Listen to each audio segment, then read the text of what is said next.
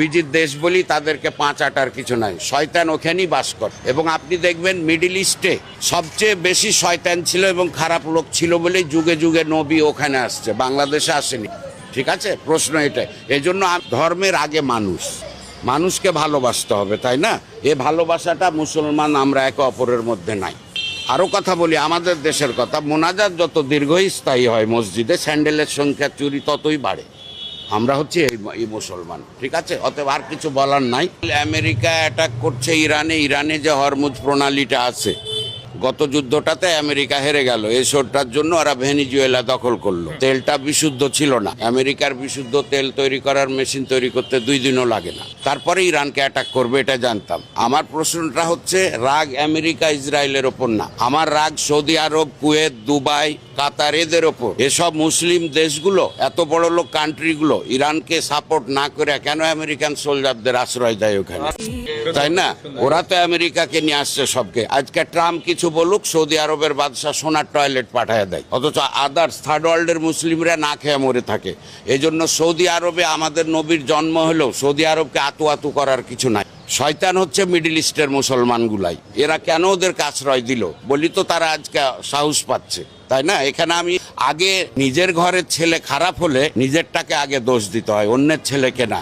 তা আমি মনে করব ট্রাম্প ইসরায়েলের বেঞ্জামিন নেতানিয়াহু হচ্ছে, তার আগে আমাদের দোষ বেশি। মিডল ইস্ট কান্ট্রিগুলো আমাদের দিকে যদি একটু চোখ তুলে, আমাদের মতো মুসলমানদের কারো দিকে তাকাতে হবে না। সৃষ্টিকর্তা মাটির নিচে ওদেরকে যত জিনিস, কিন্তু দেখে না, ওরা চামচামি করে ইহুদিদের, খ্রিস্টানদের। অতএব দোস্তি না, ইরান ঠিকই আছে, আরো মারুক। দুবাইয়ে আপনি মুসলিম কান্ট্রি হাফ প্যান্ট পরে আর এভাবে ঘুরে বেড়াবেন, তাই না? এটা তো সহ্য হবে না ইরানের, তাই কি না? এমনকি আমাদের দেশেও দেখেন আপনি, ফরজ নামাজ নিয়ে কোনো প্রবলেম আসে না। শবে বরাতের নামাজ সুন্নাত কি নফল, এ নিয়ে বহুত মার্ডার আছে। ওই লোকটাকে দেখতে যান, ওই লোকটা ফরজ নামাজ পড়তে আসে না। অতএব আমি কখনোই আমেরিকা ইসরায়েলকে আগে খারাপ বলবো না, আগে আমরাই খারাপ। আমরা মিডল ইস্টে ওদেরকে আশ্রয় দিব কেন? সৌদি আরবের বুকে আমেরিকান সৈন্যরা দাঁড়িয়ে পেশাব করে, লজ্জা লাগে না সৌদি বাদশাহ? মুসলমানেরা প্রচন্ড সাহসী, ইহুদিরা মারাত্মক ব্রিলিয়ান্ট, যত বিজ্ঞান। ওরা এমন সময় যে কাজগুলো করবে যেখানে হাইলাইটস বেশি হয়, such as example Saddam Hossain ঈদের দিন ফাঁসি দিয়েছিল ওকে।